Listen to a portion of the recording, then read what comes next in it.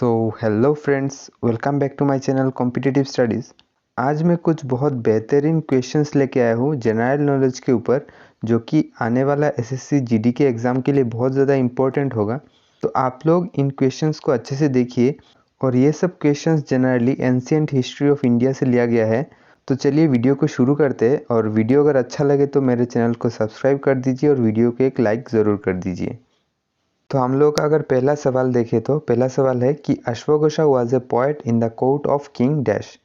अश्वघोष कौन से राजा के दरबार में एक कवि थे? तो ऑप्शंस देखिए। ऑप्शन 1 दिया गया है कनिष्क, ऑप्शन 2 दिया गया है चंद्रगुप्त मौर्य, ऑप्शन 3 दिया गया है हर्षवर्धन और ऑप्शन 4 दिया गया है अशोका।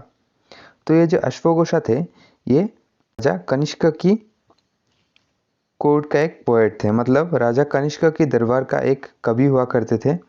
और अगर हम लोग कनिष्क को देखें तो ये क्या है, ये कुषाण डायनेस्टी का राजा है, कुषाण वंश का राजा है कनिष्क। और क्या है, कनिष्क बहुत एक प्रतापशाली राजा थे और इनको बोला जाता था कि सेकंड अशोका, क्योंकि हम लोग को पता है कि अशोका बहुत एक महान मतलब बहुत ही प्रतापशाली राजा थे। और वैसे ही कनिष्क भी एक प्रतापशाली राजा हुआ करते थे। और कनिष्क क्या किए थे, इन्होंने 4th बुद्धिस्ट सम्मेलन भी आयोजित किया था। 4th बुद्धिस्ट सम्मेलन कहाँ पे आयोजित किया था? ये कश्मीर के, अभी का जो कश्मीर है वहाँ पे आयोजित किया था। उसको बोला जाता था तब, उसको पुरुषपुर बोला जाता था। अभी अगर हम लोग नेक्स्ट क्वेश्चन देखें तो the Harappan site Rangpur is located in the present Indian state of dash. मतलब हरप्पा स्थल रंगपुर वर्तमान देश भारतीय राज्य में स्थित है। तो अगर हम लोग इंडस वैली सिविलाइजेशन को देखें तो ये रंगपुर जो है ये कौन सा राज्य में पड़ता है? ये रंगपुर गुजरात में पड़ता है। और अगर हम लोग इंडस वैली सिविलाइजेशन का सबसे जो प्रमुख मतलब जो इम्पोर्टेंट साइट है वो कौन सा है? वो है मोहेंजोदारो और हरप्पा। ये आज का कौन सी जगह में पड़ता है? ये आज का पाकिस्तान में पड़ता है। और ये जो इंडस वैली सिविलाइजेशन ये कब से कब तक है?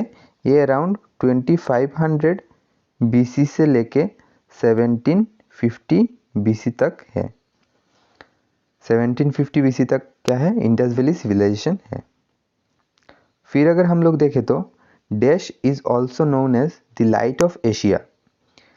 किसको द लाइट ऑफ एशिया के नाम से भी जाना जाता है? तो यहाँ पे ऑप्शन है ए रूमी, 2 बुद्धा, 3 गांधी और 4 है स्वामी विवेकानंद। तो इसमें से करेक्ट आंसर कौन सा होगा? करेक्ट आंसर हो जाएगा ऑप्शन 2 बुद्धा। बुद्धा को बोला जाता है द लाइट ऑफ एशिया। और अगर बुद्धा के बारे में देखें तो बुद्धा का बर्थ कब हुआ था? 563 बीसी में बर्थ हुआ था। कहाँ पे इनका बर्थ हुआ था? इनका बर्थ हुआ था लुम्बिनी। और ये आज का कहाँ पे पड़ता है? नेपाल में। फिर ये क्या किए हैं? 29 के एज में घर छोड़ दिए थे और उसके बाद उन्होंने क्या किया? मेडिटेशन किया। और after 45 days of continuous meditation उन्होंने क्या किया? निर्वाणा अटेन किया। कहाँ पे किया था? ये किया था under A people tree on the bank of river Niranjana. और निरंजना रिवर को आज के कौन से नाम में जाना जाता है? फाल्गु नदी के नाम में भी जाना जाता है। आज के फाल्गु नदी के नाम में भी जाना जाता है इसको। और फिर इन्होंने अपने जो फर्स्ट sermon दिया था कहाँ पे दिया था? वो दिया था सारनाथ पे। और फिर देखे तो बुद्धा ने कब अपना शरीर को त्याग दिया था? उन्होंने 483 बीसी को। फिर अगर हम लोग नेक्स्ट देखें तो what are the 2 languages in which the Kandhar bilingual rock inscription were written. Kandhar द्विभाषी शिलालेख कौन 2 भाषाओं में लिखा गया है? ऑप्शन है अराबिक एंड ग्रीक, ऑप्शन 2 है पर्शियन एवं एरामिक, ऑप्शन 3 है ग्रीक एवं एरामिक और ऑप्शन 4 है ग्रीक एवं प्राकृत। तो इसका करेक्ट आंसर कौन सा हो जाएगा? इसका करेक्ट आंसर हो जाएगा ग्रीक एवं एरामिक। और ये कांधार बाइलिंगुअल रॉक इंस्क्रिप्शन ये किन्होंने लिखवाया था? ये राजा अशोक ने, अशोका ने लिखवाया था अराउंड 360 BC में। अभी अगर हम लोग नेक्स्ट क्वेश्चन को देखें तो नेक्स्ट क्वेश्चन है the dash empire was the first pan India empire that covered most of the Indian subcontinent.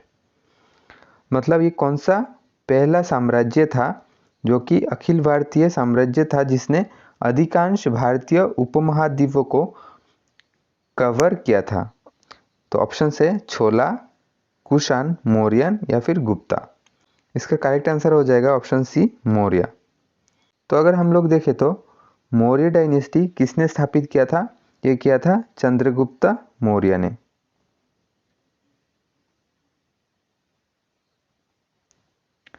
Maurya ने। और इन्होंने मौर्य डायनेस्टी कब से कब तक चला था? 321 BC से लेके 185 BC तक मौर्य डायनेस्टी चला था या फिर राज किया था। और ये जो मौर्य है ये कहाँ से आया था? ये मौर्य बोला गया था कि द पीपल मतलब जो मोर मतलब पीकॉक को जो पालते थे उन्हीं से ये टर्म आया हुआ था मौर्यन। और ये चंद्रगुप्त मौर्य का सबसे खास जो आदमी थे उनका नाम क्या था? चाणक्य। चाणक्य जिनको कौटिल्य के नाम से भी जाना जाता है। अभी अगर नेक्स्ट क्वेश्चन को देखें तो between 4th to 9th century Kanchipuram served as the capital of which kingdom. चौथी से 9वीं सदी के बीच कांचीपुरम किस साम्राज्य की राजधानी हुआ करता था? ऑप्शन है पांड्या, ऑप्शन 2 है चेरा, ऑप्शन 3 है पल्लवा, ऑप्शन 4 है छोला। तो इनमें से अगर देखें तो करेक्ट आंसर हो जाएगा ऑप्शन 3 पल्लवा। पल्लवा का कैपिटल हुआ करता था कांचीपुरम। और फिर अगर हम लोग पांड्या का देखें तो पांड्या का कैपिटल कौन सा था? पांड्या का कैपिटल था मदुराई।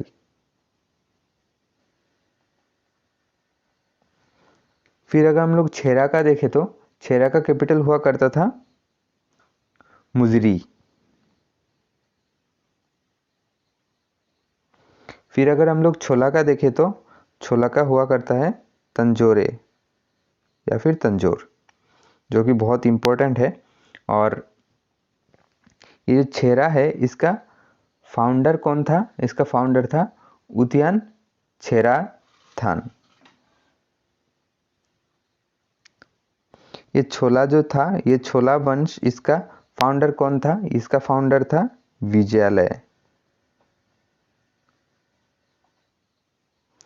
फिर अगर हम लोग नेक्स्ट क्वेश्चन को देखें तो the Maurya dynasty ruled over Magadh after the rain of the dash. Maurya वंश ने किसके शासनकाल के बाद मगध पर शासन किया था? ऑप्शन है नंद वंश, ऑप्शन 2 गुप्त वंश, ऑप्शन 3 शुंग वंश, ऑप्शन 4 कुषाण वंश। तो हम लोग को पता है कि मौर्य ने नंद वंश को खत्म करके फिर मौर्य ने अपना मौर्य डायनेस्टी स्थापित किया था। और ये जो नंद वंश था इसका लास्ट रूलर कौन था? उसका लास्ट रूलर था धनानंद। और धनानंद को डिफीट करके चंद्रगुप्त मौर्य ने मौर्य वंश का स्थापन किया था। और ये नंद वंश किसने स्थापित किया था? ये स्थापित किया महापद्म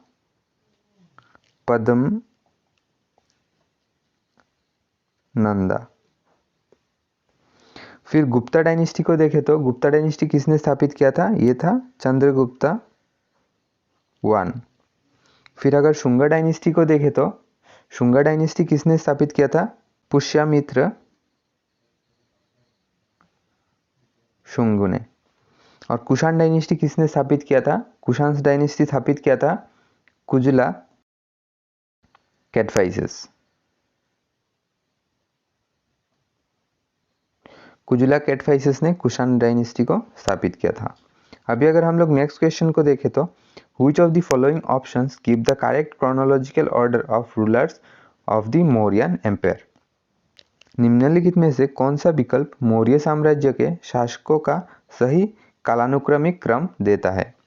ऑप्शंस देख लीजिए। पहले आता है बृहद्रथ, चंद्रगुप्ता, बिंदुसार, अशोका, या फिर अशोका, बृहद्रथ, चंद्रगुप्ता, बिंदुसारा। थर्ड ऑप्शन में है चंद्रगुप्ता, बिंदुसारा, अशोक और फिर बृहद्रथ, या फिर बिंदुसारा, चंद्रगुप्ता, अशोका या फिर बृहद्रथ।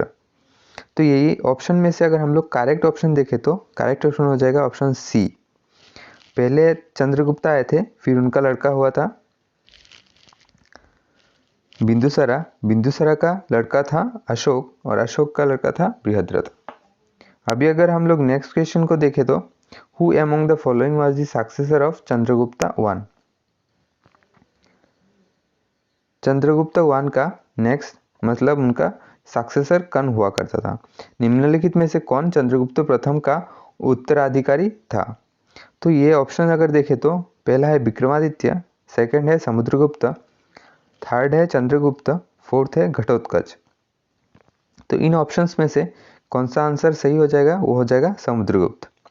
चंद्रगुप्त वन को सक्सीड किया था समुद्रगुप्त ने, उनका लड़का था जो कि बहुत एक प्रतापशाली राजा हुआ करते थे। और ये विक्रमादित्य किनको बोला जाता है? ये चंद्रगुप्त टू को बोला जाता है विक्रमादित्य। और अभी अगर हम लोग नेक्स्ट क्वेश्चन को देखें तो dash was the son of a chief of Jnatrika Kshatriya clan, मतलब डैश ज्ञात्रिका क्षत्रिय वंश के एक प्रमुख का पुत्र था। ऑप्शन है गौतम बुद्ध, ऑप्शन 2 है ऋषभनाथ, ऑप्शन 3 है वर्धमान महावीरा, ऑप्शन 4 है पार्श्वनाथ। तो यहाँ पे अगर हम लोग सही उत्तर को देखें तो वो हो जाएगा ऑप्शन 3, मतलब वर्धमान महावीरा। वर्धमान महावीरा कौन थे? वर्धमान महावीरा वो थे जिन्होंने जैनिज्म का स्थापना किया था। जैन का जो 24 तीर्थंकर हुआ करते थे उनका एकदम लास्ट तीर्थंकर हुआ करते थे महावीरा। उनका पहला तीर्थंकर कौन थे? जैनिज्म का फर्स्ट तीर्थंकर हुआ करते थे ऋषभनाथ, और 23rd तीर्थंकर हुआ करते थे पार्श्वनाथ, और एकदम आखिरी का तीर्थंकर हुआ करते थे वर्धमान महावीरा। तो ये जो ज्ञात्रिका क्षत्रिय क्लैन था, इनका चीफ जो हुआ करते थे उनका बेटा हुआ करते थे वर्धमान महावीरा। सो फ्रेंड्स, आज के लिए इतना तक ही। अगर आपको ये सेशन अच्छा लगा है तो प्लीज़ कमेंट करके बताइए। मैं और भी वीडियोस लेके आऊँगा बाकी और सब्जेक्ट्स के ऊपर। और अगर वीडियो अच्छा लगा है तो वीडियो को लाइक कर दीजिए, चैनल को सब्सक्राइब कर दीजिए, और अपना कोई फ्रेंड अगर है जो भी प्रिपरेशन कर रहा है तो उसके साथ भी वीडियो को शेयर कर दीजिए।